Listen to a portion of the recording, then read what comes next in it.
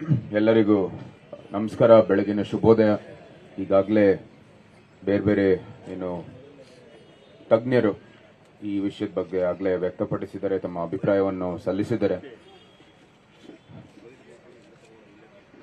ನಾನು ಎಲ್ಲರಿಗೂ ಗೊತ್ತಿರೋ ಹಾಗೆ ಅರಮನೆಯಲ್ಲೇ ವಾಸವಾಗಿರೋನು, ಅದಕ್ಕಾಗಿ ಈ ವಿಷಯ ಬಹಳ ನಮ್ಮ ಹತ್ತಿರಕ್ಕೇನೆ.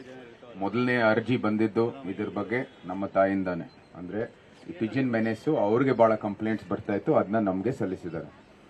ಅದರ ಜೊತೆಗೆ ನಮ್ಮ ಆಫೀಸ್ ಉದ್ಘಾಟನೆ ಆಗಿದ ತಕ್ಷಣನೇ ಹಿಂದೇನು ಕೂಡ ಕುವೆಂಪು ನಗರ ಆಫೀಸಲ್ಲಿ ಇರೋ ಸಮಯದಲ್ಲೂ ಕೂಡ ಈ ಬರ್ಡ್ ಫೀಡಿಂಗ್ ಅಂದರೆ ಈ ಪಿಜಿನ್ ಫೀಡಿಂಗ್ ಮೆನೆಸ್ ಬಗ್ಗೆ ಭಾಳಷ್ಟು ಅರ್ಜಿಗಳು ಬಂದಿತ್ತು. ಇಲ್ಲೂ ಈ ಆಫೀಸಲ್ಲೂ ಕೂಡ ಇನ್ನೊಂದಷ್ಟು ಒಂದು 5-6 ಸಂಸ್ಥೆಗಳು ತಮ್ಮ ಅರ್ಜಿಯನ್ನು ಕೊಟ್ಟರು. ಅಂದರೆ ಇದು ಭಾಳ ಸಮಾಜಕ್ಕೆ, ನಮ್ಮ ಪಾರಂಪರಿಕ ಕಟ್ಟಡಕ್ಕೆ ಮತ್ತು ಅಫ್ಕೋರ್ಸ್ ನಮ್ಮ ಏನು ನ್ಯಾಚುರಲಿಸ್ಟ್ ಪರ್ಸ್ಪೆಕ್ಟಿವ್ ಇಂದ, ವೈಲ್ಡ್ ಲೈಫ್ ವನ್ಯಜೀವಿ ಒಂದು ದೃಷ್ಟಿಯಿಂದ ಅದರದ್ದು ಬಹಳ ಹಾನಿ ಆಗ್ತಾ ಇದೆ ಅಂತ ಹೇಳಿದ್ದಾರೆ.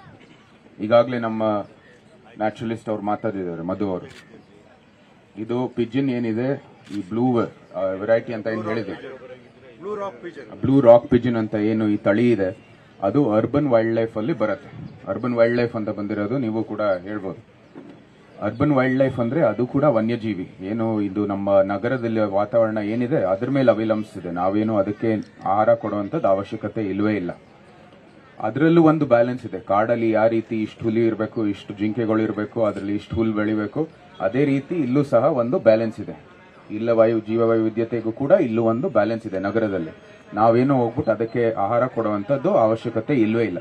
ವನ್ಯಜೀವಿ ಸಂರಕ್ಷಣೆ ಅಥವಾ ನ್ಯಾಚುರಲಿಸ್ಟ್ ಒಂದು ದೃಷ್ಟಿಯಿಂದನೂ ಕೂಡ ಇದರದ್ದು ಏನು ಅವಶ್ಯಕತೆ ಇಲ್ಲವೇ ಇಲ್ಲ.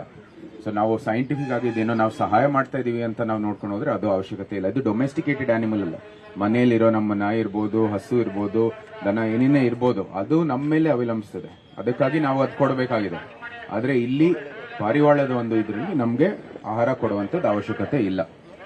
ಎರಡನೇದು, ಪ್ರೊಫೆಸರ್ ರಂಗರಾಜ್ ಅವರು ಈ ಪಾರಂಪರಿಕ ಕಟ್ಟಡ ಇದು ಅದಕ್ಕಾಗ್ತಾ ಇರುವಂಥದ್ದು ಹಾನಿಯ ದೃಷ್ಟಿಯಲ್ಲಿ ಮಾತಾಡಿದ್ದಾರೆ. ಏನು ಅದರ ಡ್ರಾಪಿಂಗ್ಸ್ ಅಲ್ಲಿ ಆಸಿಡಿಟಿ ಜಾಸ್ತಿ ಇದೆ, ಅದಕ್ಕಾಗಿ ಏನು ಮಾರ್ಬಲ್ ಇರ್ಬೋದು, ಅನೇಕ ಏನು ಮಚ್ಚು ಇರ್ಬೋದು, ಅರಮನೆ ಮಚ್ಚಲು ಕೂಡ ನಾವೇ ನೋಡಿದೀವಿ ಹೇಗೆ ಡ್ಯಾಮೇಜ್ ಆಗುತ್ತೆ. ಅದರಿಂದ ನಾವು ವೇಗವಾಗಿ ಅದರ ಸ್ವಚ್ಛತೆಯನ್ನು ಕಾಪಾಡದೇ ಇದ್ರೆ ಏನೇನು ಡ್ಯಾಮೇಜ್ ಆಗ್ತಾ ಇದೆ ಅಂತ ನಾನೇ ವೈಯಕ್ತಿಕವಾಗಿ ಅನುಭವಿಸಿದ್ದೀನಿ, ನೋಡಿದ್ದೀನಿ. ಇದು ಬರೀ ಅರಮನೆ ವಿಚಾರ ಅಲ್ಲ. ಇಲ್ಲಿ ಚಾಮರಾಜ ಒಡೆಯರ್ ಸ್ಟ್ಯಾಚ್ಯೂ ಇದೆ, ಅಲ್ಲಿ ಜಯಚಾಮರಾಜ ಒಡೆಯರ್ ಅವರ ಸ್ಟ್ಯಾಚ್ಯೂ ಇದೆ, ಮಾರ್ಬಲ್ ಅಲ್ಲೇ ಮಾಡಿರುವಂತದ್ದು. ಸಂವಿಧಾನ ಶಿಲ್ಪಿಯ ಡಾಕ್ಟರ್ ಅಂಬೇಡ್ಕರ್ ಅವರ ಸ್ಟ್ಯಾಚ್ಯೂ ಇದೆ, ನಾಲ್ವಡಿ ಕೃಷ್ಣ ಒಡೆಯರ್ ಅವರ ಸ್ಟ್ಯಾಚ್ಯೂ ಇದೆ. ಸುತ್ತಮುತ್ತ ಟೌನ್ ಹಾಲ್ ಇರ್ಬೋದು, ಅಲ್ಲಿ ದೇವರಾಜ ಮಾರ್ಕೆಟ್ ಇರ್ಬೋದು, ಲ್ಯಾನ್ಸನ್ ಬಜಾರ್ ಇದೆ, ಅನೇಕ ಪಾರಂಪರಿಕ ಕಟ್ಟಡಗಳಿದಾವೆ.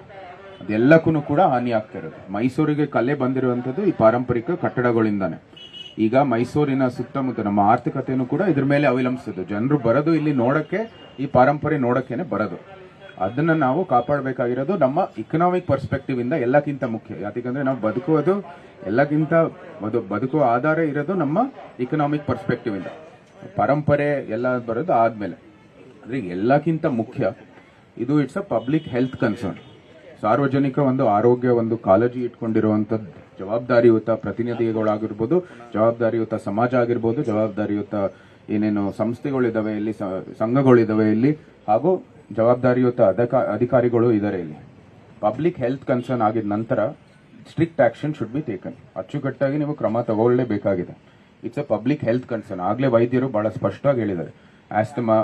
ಆಸ್ಥಮ್ಯಾಟಿಕ್ ಅಟ್ಯಾಕ್ಸ್ಗಳು, ನಂತರ ಅನೇಕ ಕಾಯಿಲೆಗಳು ಇದರಿಂದ ಬರ್ತಾ ಇದೆ. ಮಕ್ಕಳಿಗೆ ಏನೇನು ಹಾನಿ ಆಗ್ತಾ ಇದೆ ಅಂತಾನೂ ಕೂಡ ಬಹಳ ಸ್ಪಷ್ಟವಾಗಿದೆ. ಪಬ್ಲಿಕ್ ಹೆಲ್ತ್ ಕನ್ಸರ್ನ್ ಆಗಿದ ನಂತರ ಬಹಳ ಅಚ್ಚುಕಟ್ಟಾಗಿ ನೀವು ಕ್ರಮ ತಗೊಳ್ಳೇಬೇಕಾಗಿದೆ. ಇದಕ್ಕಿಂತ ಹೆಚ್ಚಾಗಿ ಆಗಲೇ ಇಕನಾಮಿಕ್ ಒಂದು ದೃಷ್ಟಿ, ಆರ್ಥಿಕ ದೃಷ್ಟಿಯಿಂದ ಮಾತಾಡಿದ್ದೀನಿ. ಎಲ್ಲ ಅಂತ್ಯದಲ್ಲಿ ಕಾಸ್ಟ್ ಬರೋದು ಯಾರ ಮೇಲೆ? ಟ್ಯಾಕ್ಸ್ ಪೇಯರ್ ಮೇಲೆ, ನಮ್ಮ ಮೇಲೇನೆ.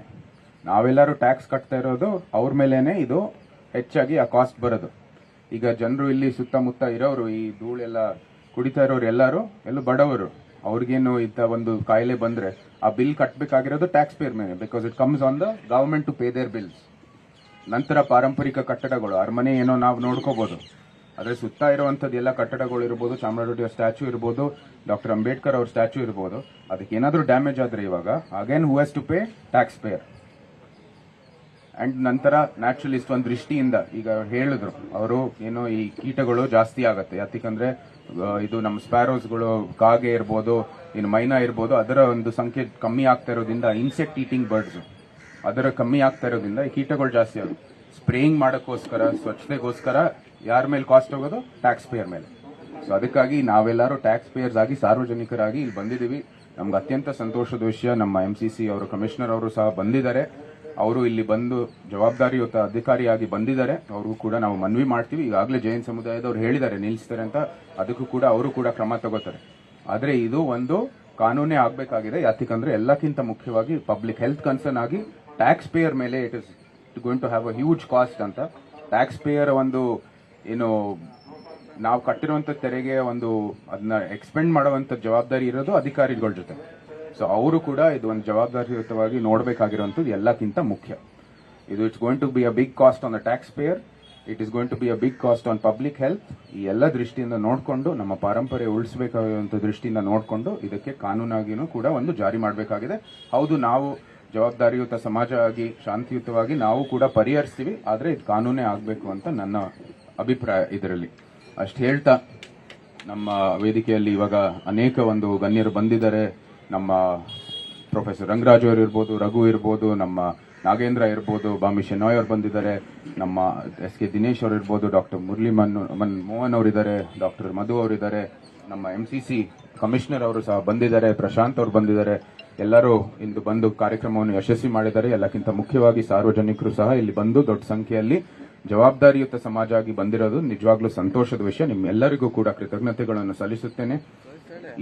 ಇಂಥ ಒಂದು ಏನು ಪ್ರಕ್ರಿಯೆ, ನಮ್ಮ ಪ್ರಜಾಪ್ರಭುತ್ವದ ಪ್ರಕ್ರಿಯೆಯಂತೆ ನೀವು ಇದನ್ನ ಪರಿಹರಿಸ್ತಾ ಇರೋದು ನೋಡೋದೇ ಒಂದು ಸಂತೋಷ. ಇದೇ ರೀತಿ ನಾವು ಕೂಡ ಮುಂದೆ ಸಮಸ್ಯೆಗಳನ್ನು ಪರಿಹರಿಸ್ತಾ ಮುಂದುವರಿಯೋಣ ಅಂತ ನಿಮ್ಮೆಲ್ಲರಲ್ಲೂ ವಿನಂತಿ ಮಾಡ್ತಾ, ಮತ್ತೊಮ್ಮೆ ನಮ್ಮ ಕಮಿಷನರು ಇಲ್ಲಿದ್ದಾರೆ, ನಮ್ಮ ಅಧಿಕಾರಿಗಳು ಪ್ರತಿನಿಧಿಯಾಗಿ ಅವರು ಬಂದಿದ್ದಾರೆ.